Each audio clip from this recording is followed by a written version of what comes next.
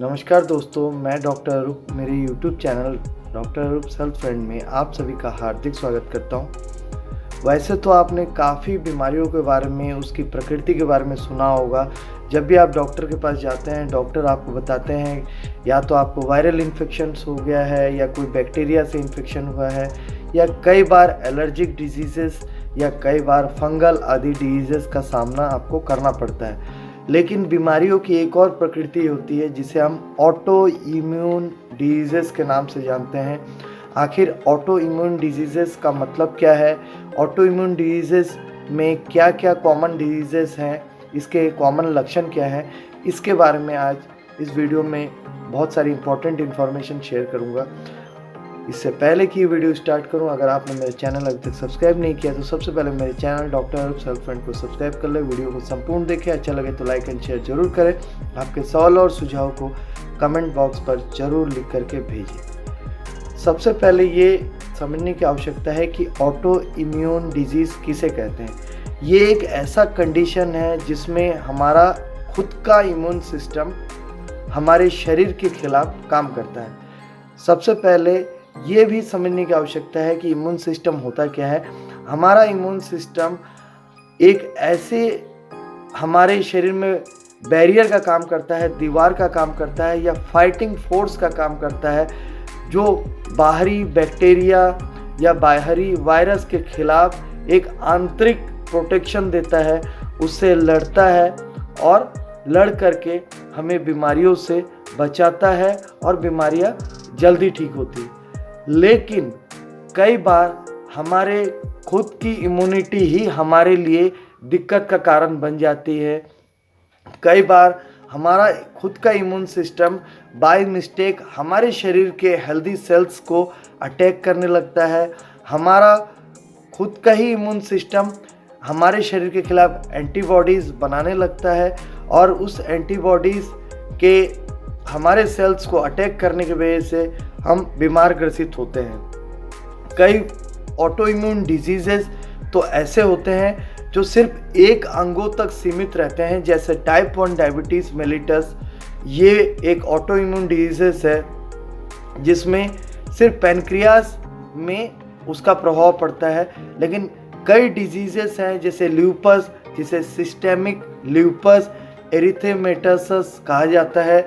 इसमें पूरे शरीर के स्किन में इफेक्टेड हो सकता है। अधिकांश जितने भी ऑटो इम्यून डिजीज़ेस हैं, इनके कारणों के बारे में अभी तक कुछ भी नहीं पता चला है। 2014 की एक स्टडी के अनुसार महिलाओं में पुरुषों की तुलना में ज़्यादा मात्रा में ऑटो इम्यून डिजीज़ेस का प्रभाव पड़ता है। आप इसका प्रतिशत हर 2 महिलाओं की तुलना में 1 पुरुष को इस प्रकार के ऑटो इम्यून डिजीज़ेस हो सकते हैं। और अधिकांश ऑटो इम्यून डिजीज़ेस महिलाओं में 15 साल से लेकर 44 साल तक की स्थिति में पाए जाते हैं। अभी मैं आपको कुछ कॉमन ऑटो इम्यून डिजीज़ेस के बारे में बताऊंगा। वैसे तो 80 से भी ज़्यादा ऑटो इम्यून डिजीज़ेस है, उसमें कॉमन कुछ डिजीज़ेस हैं जो अधिकांश लोगों की ज़िंदगी में प्रभावित करते रहते हैं। जैसे टाइप 1 डायबिटीज़ मेलिटस, वो पैनक्रियाज को इफेक्ट करता है। रिमेटॉइड आर्थराइटिस भी एक ऑटो इम्यून डिजीज़ है जो जॉइंट पेन से जुड़ा हुआ है। सोरियासिस एक स्किन डिजीज़ है, ये ऑटो इम्यून डिजीज़ है। सोरियाटिक आर्थराइटिस भी एक ऑटो इम्यून डिजीज़ है। मल्टीपल स्क्लेरोसिस, जिसमें हमारा सेंट्रल नर्वस सिस्टम में क्षति पहुंचता है, ये भी एक ऑटो इम्यून डिजीज़ है। मैंने ल्यूपस के बारे में बताया जिसमें स्किन में इफेक्ट पड़ता है पूरे शरीर का, ये भी एक ऑटो इम्यून डिजीज़ है।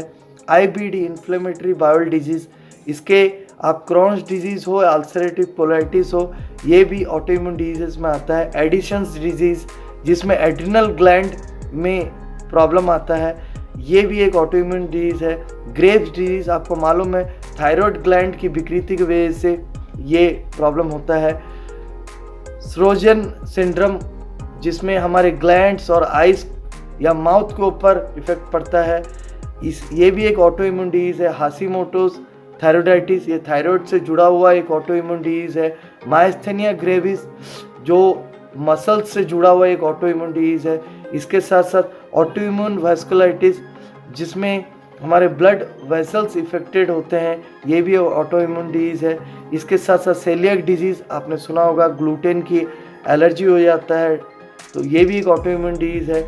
इसके साथ साथ पर्नीशियस एनीमिया, जिसमें शरीर में प्रोटीन की डेफिशिएंसी होकर के एनीमिया हो जाता है, ये भी एक ऑटो इम्यून डिजीज़ है। इसके अलावा भी काफ़ी सारे बीमारियां हैं जो ऑटो इम्यून डिजीज़ की कैटेगरी में आते हैं। इसके अगर कॉमन सिम्टम्स के बारे में बात करें, टोटली जितने भी ऑटो इम्यून डिजीज़ हैं लगभग एक जैसे लक्षण होते हैं, जिसमें थकावट, शरीर में जॉइंट्स में पेन होना, स्वेलिंग और रेडनेस आना, सूजन और लालपन आना, हल्का बुखार आ सकता है, फिर कंसंट्रेशन करने में थोड़ा सा दिक्कत आएगा, झुंझुनीपन या सुनपन आ सकता है जॉइंट्स में, हाथ में, पैर में, हेयर लॉस हो सकता है, शरीर में रैशेस निकल सकते हैं। ये कॉमन ऑटो इम्यून डिजीज़ होते हैं। जितने भी प्रकार के ऑटो इम्यून डिजीज़ होते हैं वो हमारे इम्यूनिटी सेल्स के, हमारे हेल्दी सेल्स के खिलाफ एक्टिव होने की वजह से इस प्रकार की स्थिति पैदा होता है।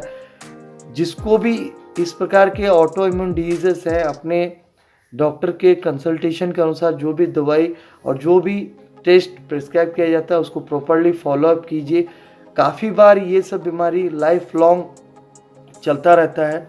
होम्योपैथी या आयुष के अन्य पद्धतियों को भी आप इन बीमारियों में अपना सकते हैं। अगर शुरुआत से आप अपना लेते हैं तो बहुत जल्दी ये नियंत्रित हो सकता है और आप दोबारा अपने हेल्दी लाइफ में रिटर्न हो सकते हैं। तो मैंने इस वीडियो में जो भी जानकारी आपको शेयर किया, मैं समझता हूँ आपके लिए काफ़ी हेल्पफुल रहेगा। इसी प्रकार के कोई भी स्वास्थ्य संबंधी जानकारी या चिकित्सा हेतु प्रत्यक्ष मिलने के लिए मेरे तीनों क्लिनिक्स का एड्रेस और मेरा व्हाट्सएप नंबर यूट्यूब के डिस्क्रिप्शन बॉक्स में दिया हुआ है, आप वहाँ से भी मुझ तक संपर्क कर सकते हैं।